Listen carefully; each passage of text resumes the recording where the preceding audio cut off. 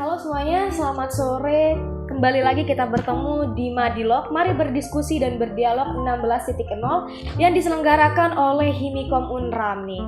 Nah, seperti katanya Madilog, mari berdiskusi dan berdialog, di mana kita akan melakukan diskusi sekaligus berdialog dengan narasumber yang luar biasa tentunya dengan topik-topik yang sedang hangat diperbincangkan nih. Nah, sebelumnya saya Pipin Hela Rahmayanti, mahasiswa semester 3 Program Studi Ilmu Komunikasi Universitas Mataram yang akan menemani teman-teman semua dalam sesi Madilog kali ini. Nah, kebetulan nih, seperti yang kita ketahui, Madilog ini bukan Madilog yang pertama kali diselenggarakan nih Pak. Tapi sebelumnya juga sudah ada Madilog-Madilog yang tentunya menampilkan topik-topik yang nggak kalah menariknya. Nah, ngomong-ngomong soal topik nih, di Madilog kita kali ini kita hadir dengan tema peran program MBKM dalam meningkatkan integritas dan keterampilan mahasiswa melalui kebinekaan. Oke, jadi topik kita cukup menarik hari ini, tapi sebelum kita mengulik lebih jauh lagi tentang topik kita pada sore hari ini, di samping saya sudah ada narasumber yang luar biasa, ada Pak Aurelius Rovinus Solongteluma SSMA, selaku dosen Prodi Ilmu Komunikasi Universitas Mataram, dan juga koordinator perguruan tinggi penerima PMM Unram.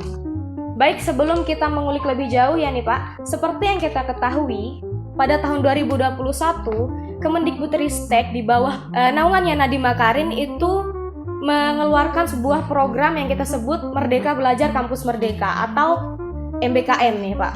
Hampir di seluruh kampus di seluruh Indonesia itu sudah menerapkan MBKM ini sendiri, terkhususnya di Universitas Mataram. Nah, mungkin ada beberapa dari mahasiswa yang masih asing nih dengan program MBKM itu, atau mungkin ada mahasiswa baru nih Pak, yang tahun ini baru tergabung menjadi mahasiswa di Universitas Mataram ini khususnya. Nah, mungkin dari Bapak bisa dijelaskan nih pengertian serta tujuan ataupun peran dari program MBKM itu sendiri, khususnya di Universitas Mataram ini. Oke, ini Pipin ya, dan teman-teman semua selamat sore. Kebetulan saya diminta untuk menjelaskan sedikit tentang MBKM. Ya, MBKM itu Merdeka Belajar Kampus Merdeka, program yang dicanangkan oleh Kementerian Pendidikan dan Kebudayaan, Riset dan Teknologi kalau sekarang, di bawah kepemimpinan ini Pak Nadiem Makarim.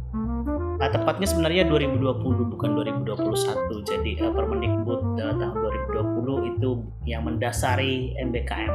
Sederhananya begini, Merdeka Belajar Kampus Merdeka itu mahasiswa diberi kesempatan untuk 3 semester itu belajar di luar program studinya untuk mempelajari, untuk berlatih, memperkuat kompetensi-kompetensi yang mendukung kompetensi inti di program studinya.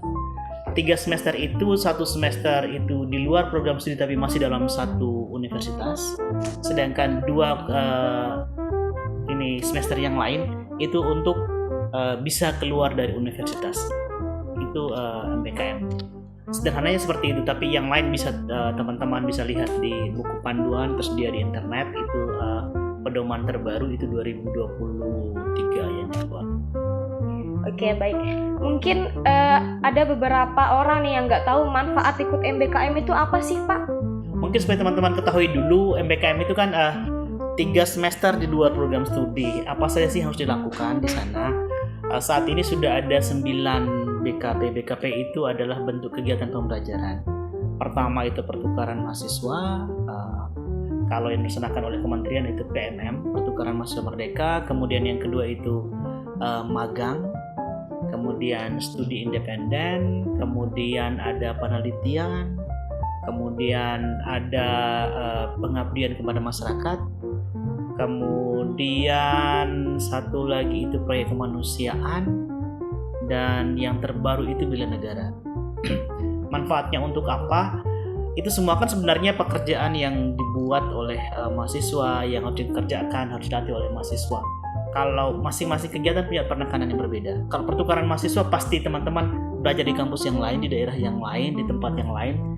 Tentu untuk memperkuat kemampuan komunikasi interpersonal teman-teman, kemampuan berinteraksi dengan budaya baru, kebiasaan baru, dan sebagainya.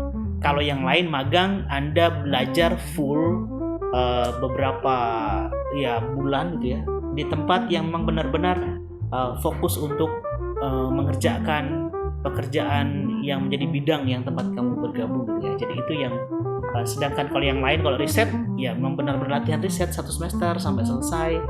Begitu juga dengan proyek kemanusiaan, teman-teman berjuang untuk ya menjadi orang yang terlibat dalam kerja-kerja kemanusiaan. Dan terakhir kalau bela negara itu ya latihan untuk siap jadi pembela negara. Bisa ikut semacam wajib militer gitu ya, sederhananya gitu ya, semacam itu. Oke, mungkin tadi Bapak sudah menyebutkan beberapa program MBKM yang di Universitas Mataram ini khususnya ya Pak ya. Selanjutnya nih Pak, kira-kira udah seberapa besar nih perkembangan pelaksanaannya di Universitas Mataram ini sendiri? UNRAM termasuk yang banyak mahasiswanya untuk berminat gitu ya, punya peminat besar, banyak mahasiswa yang berminat untuk ikut MBKM. Tetapi juga secara kelembagaan UNRAM itu sangat mendukung kegiatan MBKM. Bahkan kita punya unit pelaksana khusus untuk MBKM. Ada UP MBKM IKU UNRAM sejak 2022 sampai dengan sekarang. Dan kalau mau ditanya kira-kira seperti apa sih kontribusinya kepada mahasiswa, yang jelas begini teman-teman. Saat ini teman-teman mahasiswa ini tidak bisa lagi hanya bergelut pada satu bidang yang sama. Kalian kuliah di program studi ilmu komunikasi lalu hanya fokus pada ilmu komunikasi, tidak. Pekerjaan di luar sana, dunia di luar sana itu membutuhkan kerjasama berbagai bidang ilmu. Karena itu kalian mau tidak mau harus memperkaya kompetensi komunikasi kalian dengan bidang-bidang lain yang relevan. Karena itu silakan belajar bidang-bidang yang lain tersebut jika kalian ingin memperkuat kompetensi yang sudah kalian miliki, keterampilan yang sudah kalian miliki tapi belum karena tidak ada tempatnya atau tidak ada programnya di program studi kita. Seperti itu. Jadi itu UNRAM termasuk sangat mendukung, dan partisipasi mahasiswa itu ya sangat besar, sangat banyak di setiap bidang tersebut. Oke, baik. Di sini peran Universitas Mataram sendiri sangat besar ya, di mana sangat mendukung sekali bagaimana nanti mahasiswa Universitas Mataram itu sendiri mengembangkan minat dan bakatnya melalui program MBKM ini. Nah, terkait support yang tadi Bapak bilang nih Pak, kira-kira ada nggak sih kebijakan dari Universitas Mataram itu sendiri yang menghambat program MBKM itu? Sejak 2021 itu program MBKM sudah masuk dalam buku pedoman akademik kita ini ya. Jadi mungkin teman-teman mahasiswa belum baca gitu ya, dan setiap tahun diperbarui. Artinya apa? Secara regulasi UNRAM itu sudah mengatakan silakan melaksanakan MBKM. Tingkat program studi, fakultas, universitas, silakan mahasiswa terlibat. Dan sudah ada panduannya, kalian mau ikut apa saja dan sebagainya. Nah, hambatannya di mana? Ya mungkin hanya hambatan untuk pendanaan saja, karena ada kegiatan MBKM itu kan ada yang dibiayai oleh kementerian, ada yang mandiri. Dan yang mandiri seperti ini kan yang berbiaya besar itu tidak mungkin dihandle oleh universitas gitu ya. Sedangkan hambatan yang lain tentu teman-teman alami juga itu ketika awal-awal baru berkenalan dengan MBKM itu untuk konversi penilaian. Problemnya itu bukan karena UNRAM tidak mau, tetapi karena secara administratif kita punya kesulitan. Jadi di sistem informasi akademik kita, mahasiswa itu berbasis program studi, mata kuliah yang tersedia di sana cuma mata kuliah sekian. Nah, ketika kalian kuliah tempat yang lain, magang atau ikut kampus mengajar dan sebagainya, itu kan pulang dikonversi mau tidak mau mengikuti mata kuliah kita. Nah, karena itulah harus butuh penyesuaian, kerjasama dengan pusdik dan sebagainya. Jadi itu urusan teknis praktis yang menjadi problem. Tapi kalau secara kebijakan, dukungan dari pimpinan itu sudah luar biasa untuk di UNRAM. Karena sharing dari teman-teman kampus yang lain, terutama kampus-kampus kecil, itu mereka punya kesulitan. Tapi kalau kita di UNRAM, tidak, secara regulasi sangat didukung. Baik, sepertinya memang setiap program itu harus ada hambatannya dulu ya Pak. Karena jika tidak ada hambatan mungkin tidak bisa disebut sebagai program kerja itu. Baik, selanjutnya mungkin kita mau dengar nih tantangannya nih Pak. Tantangan adanya program MBKM ini di Universitas Mataram nih. Pasti di setiap program itu tantangannya berbagai macam. Nah, kira-kira tantangannya apa nih Pak? Kalau tantangan pertama adalah memotivasi teman-teman mahasiswa untuk terlibat terus gitu ya. Karena ini kan sebenarnya yang membutuhkan mahasiswa. Sementara teman-teman ketahui setiap program itu cost-nya tidak murah gitu ya. Nah, sementara kalau yang dibiayai oleh pemerintah itu kan terbatas jumlahnya, teman-teman harus bersaing dengan ribuan mahasiswa lain di Indonesia gitu ya. Nah, untuk memotivasi mahasiswa itu untuk ayo terlibat, mendaftar dan sebagainya, itu tantangan pertama gitu ya. Karena terus terang kalian harus meninggalkan kampus, kalian harus meninggalkan rumah, dan itu butuh pengorbanan lebih. Kemudian tantangan yang lain kalau mau dilaksanakan di universitas itu adalah apa ya, tadi seperti yang sebutkan tadi soal pembiayaan untuk program-program yang bisa kita kerjakan gitu ya.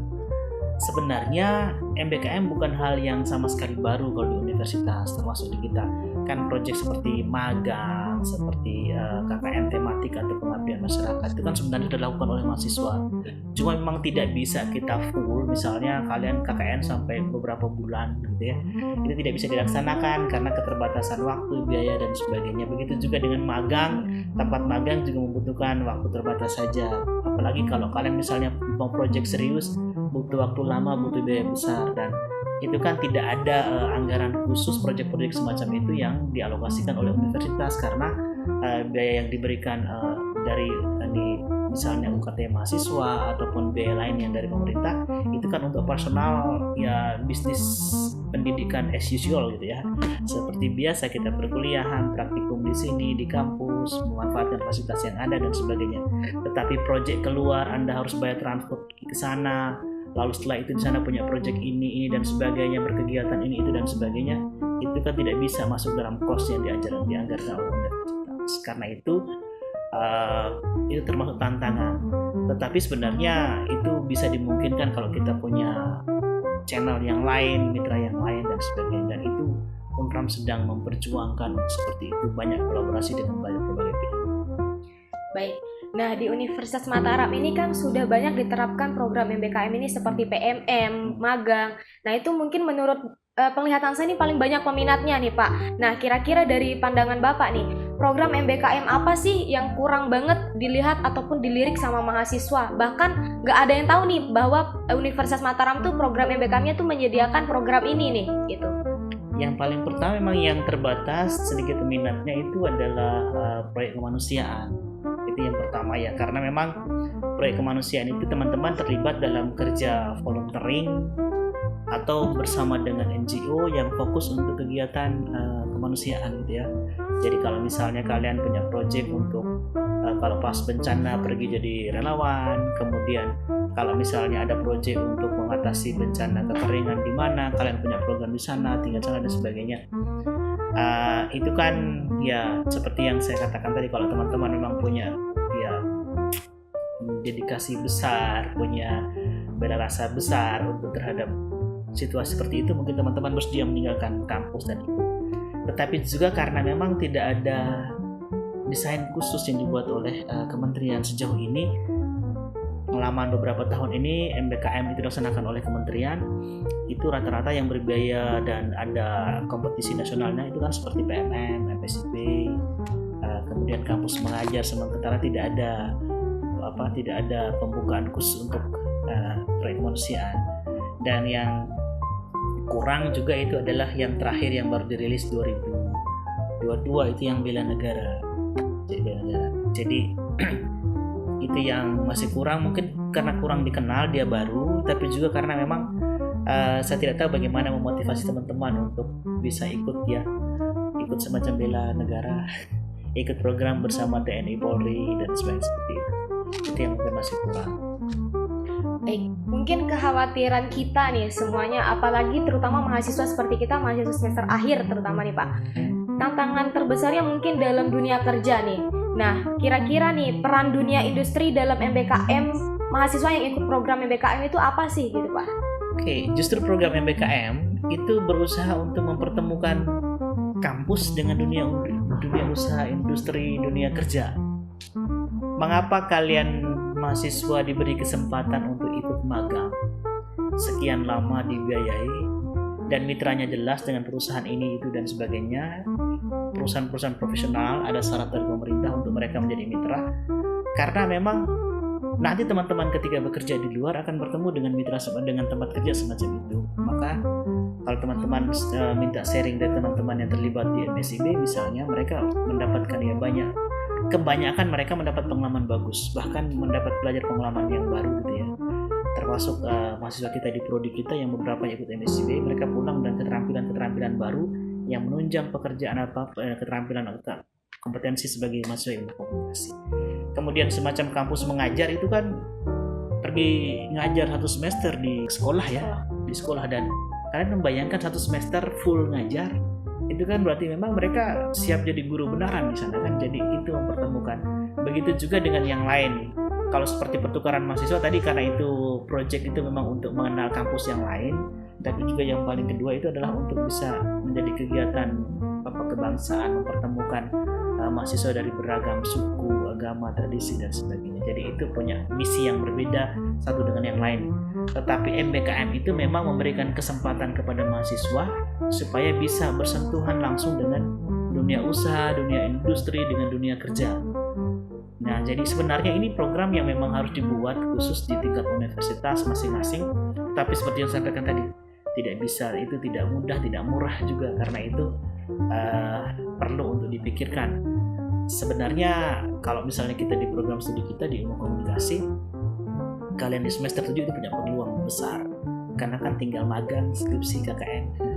Dan itu kalian kalau mau belajar lebih, silakan pergi magang berlama-lama gitu ya. Kan tidak mengganggu juga untuk menyelesaikan kuliah di semester 7.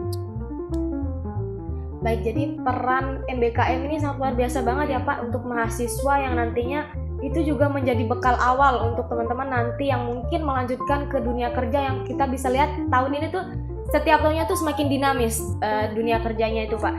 Jadi dengan program MBKM ini itu melatih mahasiswa bagaimana nanti dia nggak kaget gitu di dunia kerja itu seperti apa, karena di sebelumnya sudah bertemu gitu misalnya dengan magang ataupun dengan program-program lainnya yang mungkin nanti di dunia kerja itu mereka sudah terbiasa gitu Pak. Itu peran MBKM. Nah mungkin itu pembahasan kita sebelumnya. Kita akan lanjut mungkin ke sesi tanya jawab dari audiens nih Pak. Karena sebelumnya dari rekan-rekan Himikom Unram juga sudah menyediakan question box di Instagram Himikom Unram itu sendiri Pak. Jadi ada banyak pertanyaan-pertanyaan dari mahasiswa nih yang masuk ke question box-nya. Mungkin bisa saya bacakan nih salah satunya. Ada ini Pak. Apakah ada program untuk project independen lagi? Nah, itu yang mana? Universitas atau program studi di IKOM? Sepertinya di IKOM nih Pak. Ya, jadi begini, mungkin teman-teman banyak yang bertanya gitu ya, kalau di program studi ilmu komunikasi, project independen yang kita di 2022 ya misalnya. Tidak ada lagi yang seperti itu, karena program project independen dengan dukungan biaya yang seperti teman-teman terima sebelumnya itu karena memang kita menang hibah gitu ya. Jadi karena program studi kita berkompetisi di nasional, dan kemudian di universitas itu dari 5 program studi yang lolos untuk ke nasional, yang diterima proposalnya yang menang hanya 2 program studi termasuk program studi kita. Dan itu hanya berlaku untuk 1 semester dikerjakan. Jadi setelah itu selesai, kita tidak lolos lagi di tahun kedua, berarti ya sudah selesai. Tetapi secara program sebenarnya itu dimungkinkan. Tidak harus berbiaya, tetapi bisa melalui proyek-proyek yang mahasiswa ajukan.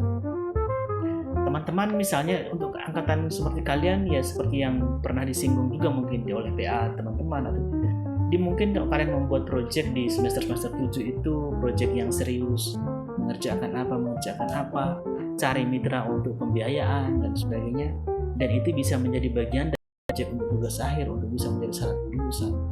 Yang penting mekanismenya sama seperti yang kita rancang di project independen, ada persiapannya, ada proposalnya, ada presentasi proposalnya, setelah itu dilaksanakan, setelah itu monitoring dan evaluasi, pulang kalian harus diseminasikan, kalian harus ada screeningnya untuk memastikan kualitas proyeknya itu, hasilnya itu sesuai dengan harapan, sehingga layak ini proyek untuk ya menunjukkan kamu anak komunikasi yang siap kerja, siap terjun ke masyarakat kayak gitu.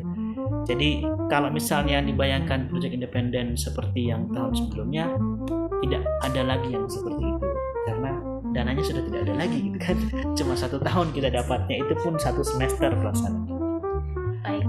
Jadi ini terhambat oleh dana ya salah satunya Pak ya. Oke, ini ada beberapa pertanyaan lagi nih. Waduh, banyak sekali nih pertanyaan yang diajukan dari rekan-rekan semuanya nih. Ada salah satu pertanyaan nih Pak. Apakah output yang diinginkan pada saat MBKM dirancang sudah sesuai dengan penerapan saat ini? Begini, kalau MBKM kan ada 2 itu ya, kegiatan-kegiatan itu. Jadi ada yang dirancang pemerintah, dibiayai pemerintah, dan kemudian mahasiswa tinggal ikut melaksanakan, yang seperti MSIB, PMM, kampus mengajar. Ada yang dirancang oleh prodi sendiri atau fakultas atau universitas, kemudian ditawarkan kepada mahasiswa. Nah, kalau mau mengukur output yang dibuat oleh yang punya kementerian, berarti ya kita hanya bisa melihat dari laporan teman-teman atau ya hasil penilaian teman-teman ketika mereka pulang, kan tinggal bawa sertifikat, tinggal bawa laporan dan sebagainya. Kita hanya menerima itu, sehingga konversi nilai berdasarkan hasil seperti itu yang diterima dari sana. Begitu juga dengan teman-teman yang PMM. Ada yang ya rata-rata tapi pulang dengan nilai yang cukup bagus ya, tapi yang ada juga yang nilainya jelek. Jadi artinya outputnya apa sesuai atau tidak tergantung dari hasil yang ditunjukkan. Yang memungkinkan kita bisa kontrol outputnya itu jika kita yang merancang sendiri proyeknya apa, magangnya di mana, kegiatan di mana, dan sebagainya. Hanya saja supaya teman-teman ketahui, kita berada di Lombok, tidak banyak pilihan untuk proyek-proyek besar, perusahaan-perusahaan besar juga hampir tidak ada, dan karena itu kalau kita merancang proyek yang terlalu besar juga malah menyulitkan kita. Mau mahasiswanya di mana, kemana, mau menargetkan tempat lain yang lebih besar di luar, butuh biaya dan waktu lebih. Nah, itu yang perlu kita pikirkan di masa depan. Tetapi output ya sejauh ini sih mungkin teman-teman lebih bagus tanya kepada testimoni teman-teman yang ikut gitu ya, seperti apa kira-kira output yang dihasilkan. Intinya kalau dari program studi dari universitas berusaha untuk mengakui jumlah SKS yang teman-teman ambil ketika ikut MBKM. Jadi sebisa mungkin 20 SKS, berapapun SKS yang teman-teman ambil, ikut MSIB, kampus mengajar, PMM, itu pulang ke sini dan kita akui semuanya. Karena merugikan mahasiswa kalau misalnya kalian ambil 20 SKS di sana, pulang ke sini kita hanya akui 15 atau 10 gitu ya. Bahkan kalau teman-teman tanya teman-teman PMM itu ada yang diberi bonus kelebihan tambah 1 SKS, bahkan jadi tambah 2 karena paketnya di sini seperti mahasiswa semester 4 kan 3, di sini mata kuliah paketnya 22 SKS, tetapi di kampus sana harus 20 SKS. Nah, kalau datang dan kita hanya beri 20 SKS kan sayang, maunya kasihan dia harus mengulang lagi satu mata kuliah di semester 4 atau semester 3 kan. Karena itu lebih baik dia beri bonus 2 SKS sehingga semua mata kuliah paketnya dia terpenuhi supaya dia langsung lanjut ke semester berikutnya, daripada kita tetap dengan 20 SKS akibatnya dia punya utang satu mata kuliah di semester 4 atau 3 yang menjadi paketnya dia semacam itu. Jadi itu tidak ada problem. Kampus terutama prodi kita ilmu komunikasi itu mendukung seperti itu. Baik, ini ada salah satu pertanyaan yang kayaknya tertarik untuk mengikuti program MBKM nih Pak. Pertanyaannya itu, apakah ikut program MBKM ini harus ada timnya? Dan semisal ada, bisa nggak kita satu tim sama teman-teman kita dan itu di prodi lain? Justru yang sangat dianjurkan adalah yang lintas program studi. Tapi begini, tergantung bentuk kegiatan MBKM apa yang mau dipilih. Jadi kalau misalnya magang, mengabdi di desa itu ya, KKN tematik, proyek independen, kampus mengajar, bahkan bela negara, riset, itu sangat dianjurkan, bahkan ada yang diwajibkan untuk lintas program studi. Kalau pertukaran mahasiswa kan tidak tim, kan kalian pergi sendiri gitu ya. Nah, sebenarnya kalian tuh punya peluang di sini mahasiswa itu untuk kuliah di program studi yang lain di Unram ya, yang tidak berbiaya kan dimungkinkan untuk bertukar mahasiswa di dalam universitas.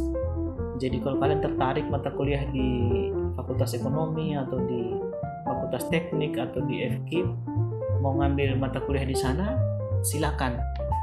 Tetapi ada syarat semesternya kalau yang dilaksanakan oleh universitas. Di pedoman akademik kita itu hanya yang semester 5. Mulai semester 5 itu boleh ikut MBKM yang diselenggarakan secara mandiri oleh universitas. Tapi kalau ikut kegiatan yang dibuat oleh MBKM yang dibuat oleh kementerian, itu kita ikuti syarat dari sana. Misalnya PMM itu kan dulu semester 3 yang ikut kan sudah boleh ikut, sementara aturan Unram itu kan hanya boleh ikut MBKM termasuk PMM itu kan harusnya semester 5. Tapi karena kementerian mengizinkan sampai semester 3, di dalam aturan akademik ini juga dituliskan pedoman akademik kalau untuk yang fleksib atau yang tingkat kementerian, diadakan kementerian, kita mengikuti aturan atau syarat dari kementerian. Jadi boleh, kalau diizinkan semester 3 boleh, berarti ya sudah, Unram mengalah, kita ikut, silakan semester 3 ikut gitu. Oke, baik. Jadi dari pertanyaan ini boleh banget, apalagi dari lintas prodi ya Pak. Ya. Tapi disesuaikan juga dengan program MBKM yang nanti akan diikuti. Nah, ini pertanyaan yang paling banyak nih Pak, terkait dengan PMM. Nah, pertanyaannya ini ada desas-desus katanya nih Pak, kalau PMM ini khususnya di Universitas Mataram itu udah sepi peminat atau bahkan ditiadakan. PMM itu bukan kegiatannya Universitas Mataram. PMM itu kegiatannya kementerian. Jadi yang membiayai itu kementerian. Dan Unram itu peminatnya tetap besar. Baik yang mau datang ke Unram maupun yang mau pergi dari Unram ke kampus yang lain, kan? Terakhir kan kita yang lolos ke yang PMM 4 baru-baru itu kan yang lolos dari Unram itu kan sekitar 306 gitu ya. Tetapi yang konfirmasi sampai dengan berangkat itu 282 mahasiswa. Sedangkan yang datang ke sini kan itu 371 yang datang ke sini ya, dari 400 kota yang kita siapkan. Nah, itu adalah PMM yang diselenggarakan oleh kementerian. Kementerian yang membuka pendaftaran, mereka yang menyeleksi dan sebagainya. Setelah itu baru Unram kita hanya menerima saja sesuai dengan kuota yang kita sanggupi. Begitu juga kalau keluar dari Unram malah mendukung sebanyak-banyaknya mahasiswa untuk ikut. Kalau mau semua ikut jalan keluar lolos berangkat juga tidak masalah. Jadi sebanyak-banyaknya, hanya saja seleksi diadakan oleh kementerian. Misalnya PMM 4 itu mahasiswa kita yang mendaftar itu lebih dari 530-an mahasiswa yang mendaftar, mahasiswa Unram ya, yang mendaftar PMM. Tetapi yang lolos seleksi itu hanya sekitar 306. Jadi peminatnya sangat banyak, baik yang outbound, mahasiswa kita yang keluar, maupun yang mau kesini, yang inbound. Tetapi ya kita tunggu apakah nanti di presiden yang baru, menteri yang baru nanti masih ada PMM atau tidak gitu kan. Kita menunggu sampai dengan ya akhir tahun lah, paling sekitar Oktober November mungkin sudah ada informasi, karena pelaksanaan sekarang di semester genap, jadi pendaftaran paling dekat itu di bulan November. Oke, kita lanjut lagi ya Pak ya. Oke. Tadi beberapa kali disinggung soal biaya nih. Kalau boleh tahu nih, kira-kira tahun kemarin, tahun 2023, berapa sih total biaya yang dikeluarkan untuk MBKM di Universitas Mataram ini? Unram tidak mengeluarkan biaya untuk MBKM, tergantung MBKM yang mana yang teman-teman tanyakan. Jadi MBKM kan begini, yang MBKM yang sekarang terlaksana yang berbiaya itu MBKM yang diselenggarakan oleh kementerian, dan itu semua dananya dari kementerian. Jadi berapa yang dikelola oleh universitas itu juga tidak diketahui, karena itu bukan tidak diketahui, tapi karena memang seperti MSIB, kampus mengajar, itu tidak ada yang dikelola oleh oleh UNRAM. Karena semuanya kan dilaksanakan oleh mahasiswanya, dikirim langsung ke rekening mahasiswa bersangkutan. Jadi UNRAM hanya mengirim orang, jadi tidak pernah mengelola dana. Kemudian PMM berbeda. PMM itu baru ada dana untuk yang dikelola UNRAM, itu dana untuk mahasiswa yang datang ke sini. Jadi mahasiswa yang datang ke sini itu untuk kegiatan mereka seperti modul Nusantara, kegiatan seperti penerimaan, kegiatan pelepasan dan sebagainya, itu yang diserahkan ke universitas, dibagi ke kelompok-kelompok modul Nusantara, dan kemudian mereka berkegiatan dengan biaya yang sedangkan kalau untuk biaya hidup mereka, makan dan sebagainya, itu sama seperti program MBKM yang tadi MSIB, langsung ditransfer ke rekening mahasiswa bersangkutan. Jadi itu yang sistem pengelolaannya. Jadi kesulitan berkaitan dengan pendanaan itu karena memang universitas memang tidak ada program khusus yang dibuat oleh universitas dengan biaya dari universitas. Ada, itu dilaksanakan seperti 2022 ketika kita punya dana ISS, itu yang kita mengirim mahasiswa, ada magang, ada project independen dan sebagainya. Atau MBKM yang dibuat untuk program seperti kita yang dapat hibah PKKM yang tahun 2023 kayaknya, kemarin 2023, yang project independen, magang, dan pertukaran ke UB, itu dananya seperti itu. Dan itu kan dana juga tergantung dari kita diberi berapa dari tingkat proposal kita yang kita ajukan itu ya. Nah, sedangkan sekarang yang sedang berjalan itu teman-teman dari akuntansi yang dapat dana tahun pertama, itu juga ada kegiatan MBKM, wirausaha dan sebagainya. Jadi itu dari sana. Nah, dananya seberapa itu tergantung dari kementerian mengabulkannya. Sedangkan kalau misalnya idealnya sebenarnya begini, program MBKM itu masuk dalam desain kurikulum program studi, dan itu bagian dari praktik perkuliahan, sehingga dengan begitu biaya yang seharusnya dikeluarkan misalnya untuk praktikum, untuk alat-alat, untuk apa, itu ada alokasinya dari dana yang memang punya program studi, punya fakultas. Karena memang aturan keuangan negara itu tidak bisa kita buat project dulu baru minta uang sesuai dengan project yang kita atur. No, aturan keuangan negara itu kita punya RAB dulu, mata anggarannya itu sudah ditentukan apa saja dan sebagainya, dan setelah itu kalau sudah disahkan, kamu hanya melaksanakan program mengikuti yang sudah dianggarkan, tidak bisa keluar dari semacam itu. Dana di universitas untuk mendukung kegiatan MBKM secara praktis itu memang ada diletakkan di masing-masing. Jadi kalau mau yang bisa kita hitung adalah dana-dana yang memang secara mandiri diatur oleh program studi atau fakultas. Masalahnya itu kan terbatas. Sedangkan kalau yang lain MSIB dan macam-macam itu dari kementerian yang punya dana, jadi saya tidak tahu jumlahnya berapa. Yang penting bahwa mereka rekrutnya berapa orang, ya berarti sudah mereka siap membiayai gitu ya. Termasuk tiket pesawat dan macam-macam kan langsung dibelikan tiket sama kementerian, dan mereka langsung dikirimi ke email masing-masing tiket tersebut. Kita tidak pernah mengurus tiket mereka, kita taunya cuma misalnya saya koordinator PMM, itu saya hanya dapat email notifikasi, hanya ini forward tiket-tiket mereka gitu ya.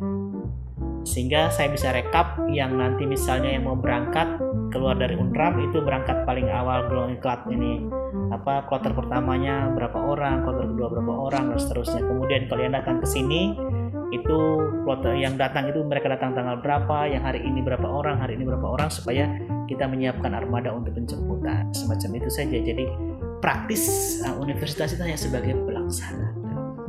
Baik, jadi kira-kira aja nih Pak, kira-kira total dana yang diterima Universitas Mataram itu untuk program MBKM ini berapa, dan kira-kira nih penyerapan dana yang dari tahun kemarin ke tahun sekarang itu berapa persen? Masalahnya tidak ada dana khusus untuk MBKM.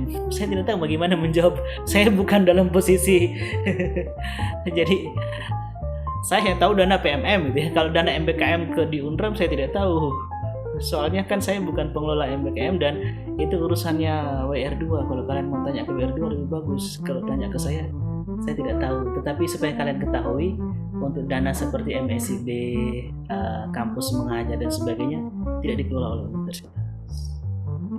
Oke, baik. Nah, ini mungkin sedikit pertanyaan terakhir nih, Pak. Kira-kira bagaimana nih tanggapan Bapak terkait dengan ada beberapa prodi atau salah satu program studi nih yang menolak sendiri program MBKM ini terjadi. Itu kan nanti menjadi penghambat dari mahasiswa program studi itu jika nanti ingin mengikuti program MBKM tapi terkendala oleh prodinya sendiri yang menolak program MBKM itu sendiri. Jadi mungkin ditelusuri dulu alasan penolakannya apa gitu ya. Yang jelas begini, MBKM ini sangat berguna buat mahasiswa. Tetapi perlu juga, tidak bisa juga, tapi juga program studi tidak bisa sembarangan juga mengadopsi jika ada yang memang tidak membantu mahasiswanya mencapai kompetensi di bidang ilmunya. Sehingga kita perlu telusuri jika misalnya apakah ditolak semuanya sama sekali atau program studi bersangkutan hanya menolak program-program yang memang tidak relevan dengan bidang ilmunya. Itu yang perlu ditanyakan dulu, di-clearkan dulu. Tetapi secara prinsip ini program yang bagus dan program studi seharusnya membantu mahasiswa untuk bisa mengikuti kegiatan-kegiatan MBKM.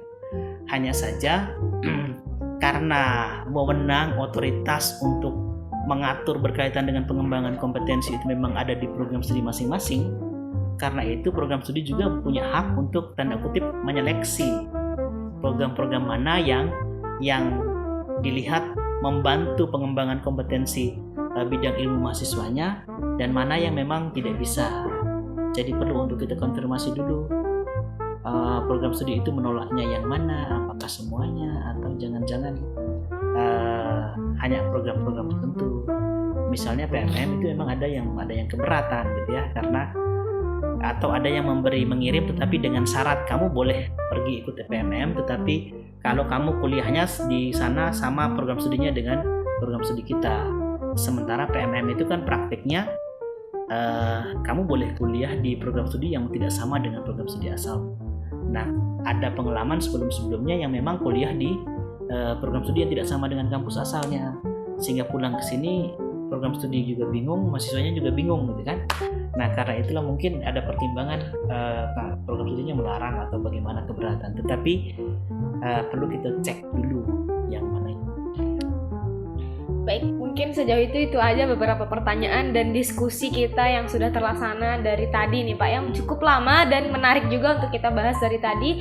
Jadi mungkin kesimpulan yang dapat saya ambil dari penjelasan Bapak dan hasil diskusi kita tadi itu bahwa sebenarnya program kerja yang membuat mahasiswa ini untuk menerapkan bagaimana nanti dia meningkatkan hard skill dan soft skillnya itu sebenarnya harus kita dukung, karena itu juga menjadi bekal nanti untuk mahasiswa tersebut bagaimana nanti menghadapi tantangan di dunia kerja yang semakin dinamis itu.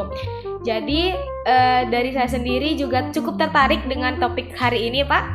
Jadi untuk teman-teman semua mungkin itu saja, sampai sini Madilog kita hari ini dan sampai bertemu di Madilog berikutnya. Terima kasih dan sampai jumpa.